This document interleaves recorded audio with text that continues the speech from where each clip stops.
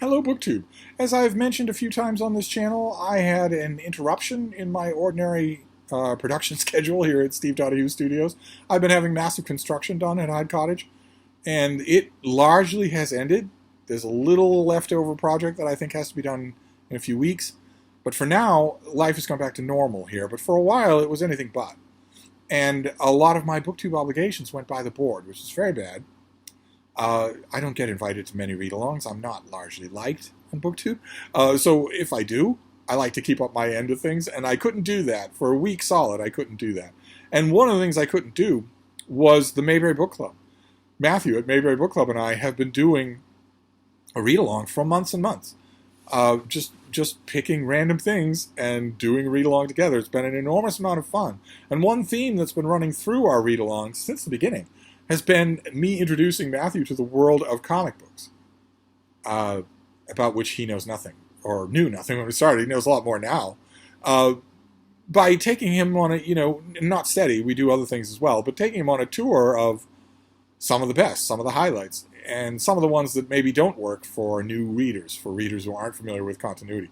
And for the month of July, we are doing a 4-issue miniseries that's been collected a million times into books called Marvels, which is written by Kurt Busiek and painted by Alex Ross.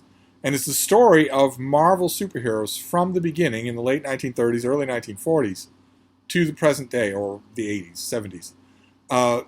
Under the Busiek's amazingly brilliant opening insight, which is that history takes place in real time, and one person could see it all.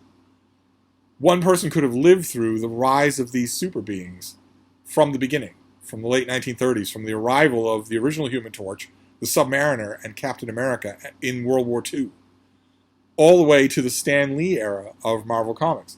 That character is Phil Sheldon. He is a freelancing photojournalist. And we meet him, we meet his wife. In the first book, they are courting and they eventually marry.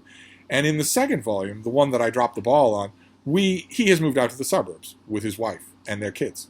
I shouldn't block the bean, should I? She was also gone. Sorry about these. I'm going to continue to use, these were the original formats these things came in, with the acetate covers over Alex Ross paintings. This is how you bought them on the newsstand if you were buying them then. I have a couple of collections of Marvels that I now have access to. I didn't at first, but I'm just going to stick with these. Issue number 2 follows our main character. He is older. Time has passed from World War II. He is now in the suburbs. He has a wife and kids. He has a booming business, a career, and he would like to expand it. He would like to do a whole book on the beings, these super beings that he calls Marvels, that have suddenly come into the world. This is a world with the Avengers, with the Fantastic Four. The Marvels didn't go away at the end of World War II. In other words, they stick around. They have new iterations. Marvel Comics, the Marvel Comics interlude where they weren't doing superhero comics, they were doing monster comics instead, is ignored here. It's not part of this continuity. Instead, there's almost a steady state. You have the World War II heroes, and then you move on to basically the 1950s, that sort of thing. It's not explicitly done because this plays a little fast and loose with real time passage, as all Marvel comics do and always have. But this second issue, the one that Matthew did all by his lonesome, underscores a point that I made last time, which is that if you're going to do this, if you're going to tell the story of superheroes from the common man's viewpoint, you've got to invest time in making that common man's story interesting. If you don't, then your readers are going to be pining to be in Avengers Mansion. They're going to be pining to be up on the Justice League satellite. They're not going to want to go with the common man if the common man is boring. I know this for a fact because DC Comics tried this approach with a comic series they did called Legacies, and they neglected to make their real-world main characters interesting. And as a result, you were pining for the Justice League satellite. You were pining for Titan's Tower. This is not the case here. Busiek makes Phil an everyman in every sense of the word, including fallible, which really comes to the fore in this second issue, because the second issue deals with the two sides of Marvel superheroes. It shows us two sides. One is glossy magazine ready, the Fantastic Four. A thread running throughout here is the build-up, the PR build-up to the wedding of Mr. Fantastic and the Invisible Girl. They're announcing to the press that there's going to be a wedding. And the press is going crazy for it. Because these are publicly acceptable figures. They are celebrities. The ultimate in celebrities. And sure enough, we get this beautiful page with the wedding of Reed and Sue Richards. And all of the characters in the audience that you can picture. Alex Ross is famous for putting characters in the background that you have to identify because no effort is going to be made to point at them. For instance, there's B. Arthur in the audience here, but there's also all of the original Beatles are scattered throughout the audience. Matthew and I read Avengers Forever, another Kurt Busiek production, very different from Marvel's, in that it was written for comic book fans. Longtime comic book fans, and was largely impenetrable to new comic book fans. Matthew insisted anyway that we read it. I don't think he got much out of it except for the beautiful artwork. But the reason it was impenetrable is because it was all Easter eggs. It was all callbacks to earlier continuity that you had to know about. In this, Busiek controls that completely. He doesn't do it in a way that will interrupt the story. So it's there for the longtime reader. But it absolutely does not interrupt the flow of things for someone who doesn't know what's going on. And that's perfectly embodied in this panel about Reed and Sue's wedding. It was a lovely wedding. I remember thinking at the time that with so many Marvels in one place, it would seem an ideal time for their enemies to strike, to wipe them out all at once. But it all went off without a hitch. And those of you who know the story, there was a double-sized issue of this wedding back then. You will note the two S.H.I.E.L.D. agents conferring at the open door in the back. That's because Stan Lee did not waste the opportunity to tell the story of the wedding of Reed and Sue, and all the supervillains in Marvel do attack on that day. And it's fantastic, and it has a MacGuffin of an ending. It's a great issue, and it has one of the best issue endings in all of Marvel Comics, which is being directly, affectionately looked at by that final panel. Those agents in the back are not conferring about that horde of supervillains. That horde of supervillains is gone by that point. They're conferring about two gatecrashers who are trying to come to the wedding in their best suits with top hats. Two gatecrashers have come. They're assuming that they're welcome. They, of course, want to be in on the service, and the S.H.I.E.L.D. agents turn them away. And the final panel of that old issue from the 1960s is those two gatecrashers just walking away, vowing, the world will be ours. They don't know what they're missing, that sort of thing. And the two gatecrashers are Stan Lee and Jack Kirby, who are turned away at the door of Reed and Sue's wedding. And you don't need to know that. You don't need to know that issue. You don't need to have fond memories of it for that panel. Whereas in Avengers Forever, the equivalent of that for Avengers Forever, you would have needed to know everything about it. And instead, it's just there affectionately as a nod for longtime readers. But that's one side of the Marvel superhero world that's encaptured in this issue. But the other side is the darker side, and that is mutants. Mutant hysteria, embodied by the X-Men, sweeps across the country, and it sweeps up Phil in its wake. He finds himself not only carrying a rock, but throwing it.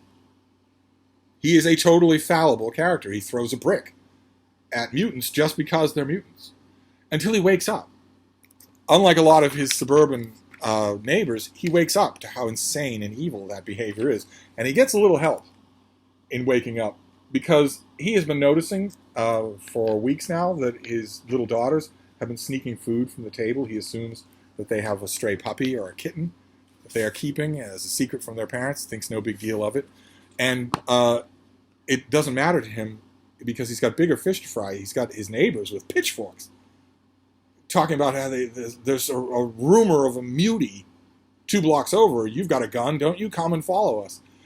And a personal face is put on that because Phil realizes that his daughters are shielding a little mutant girl in the basement who's not a monster.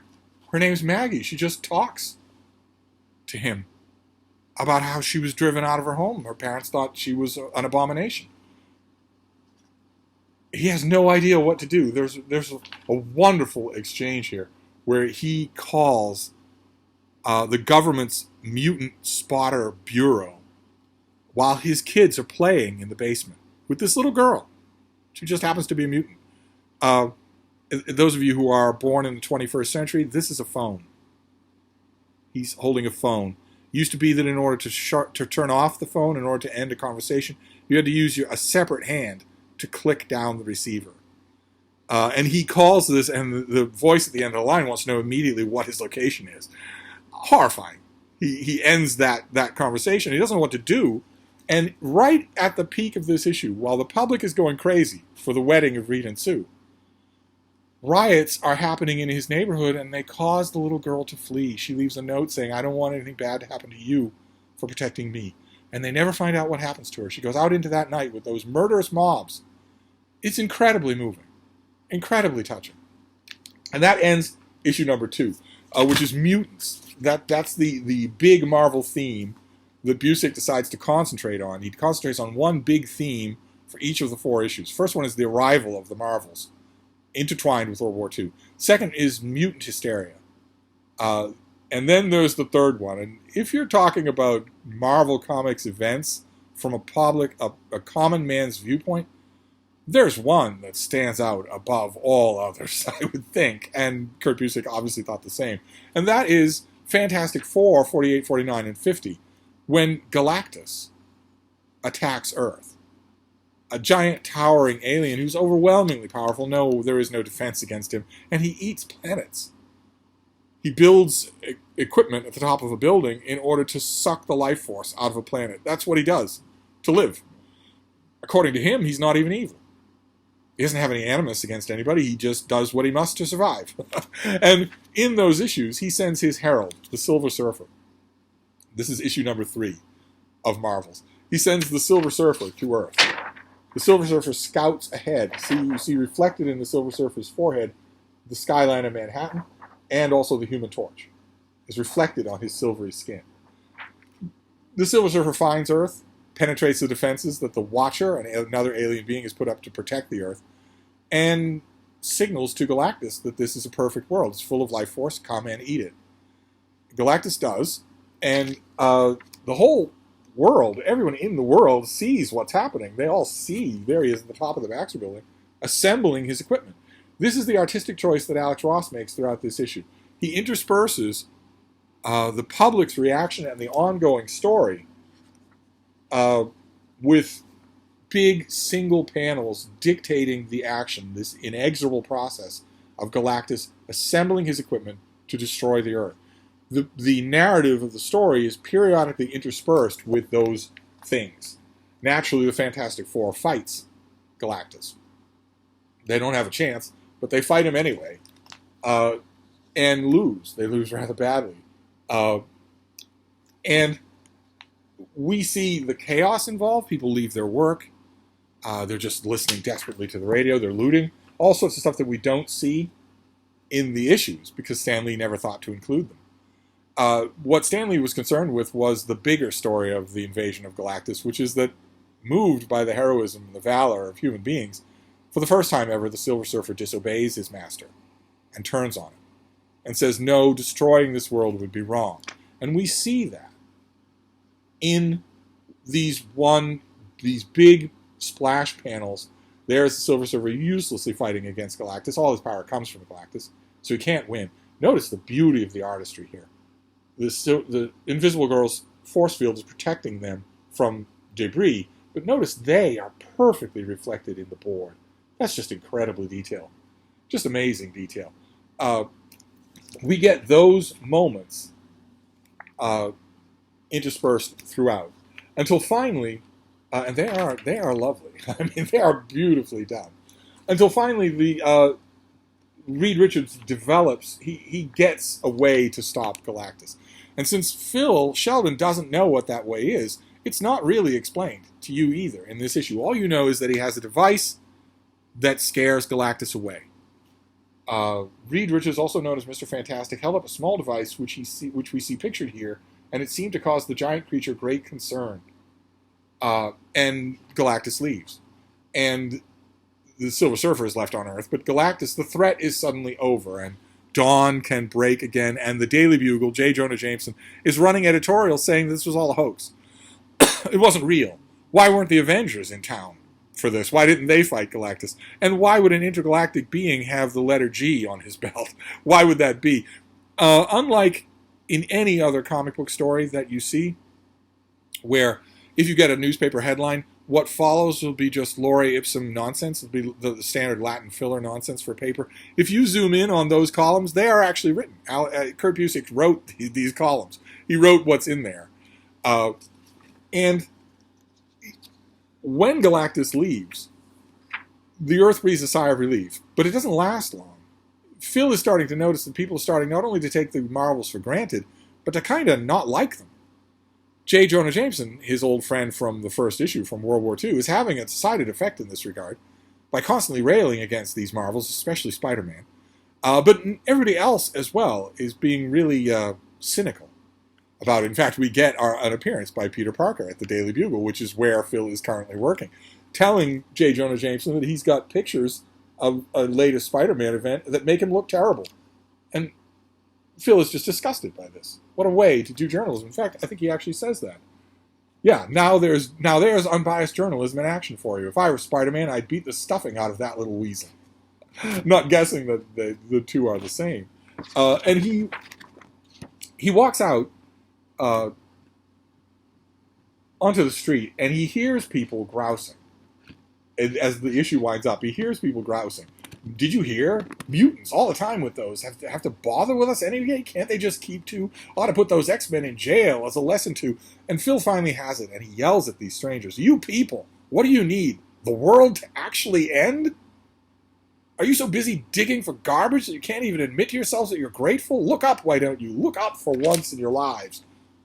And he points to the Baxter Building, the home of the Fantastic Four. That's how this issue ends, with a foreboding note of increasing disillusionment. I think this is where we are with our read-along. I'm pretty sure. So next week we will wrap up Marvels. I don't know if I have that timed right or not. I'm not going to worry about it. I'm sick of being behind on so many BookTube events, and I don't think I've covered them all today. Next issue is the last issue is a 4-issue miniseries. And again, if you're an old-time Marvel fan and you're looking at this, as Kurt Busiek is, and you think, well, okay, if you've got only 4 issues, what are the signposts? I'm not sure that I would have picked Mutant Hysteria, but it works really well. I would certainly have picked The Wedding of Reed and Sue, and as a dramatic juxtapose, Mutant Hysteria versus super celebrities, that works really, really well. I would certainly have picked Galactus. But the event that Kurt Busiek picks for the 4th and final issue of Marvels, I would not have seen coming. And it's perfect. So we will reconvene next weekend, I'm hoping, on time, and we will do that. So until then, I will see you soon. Thank you, BookTube.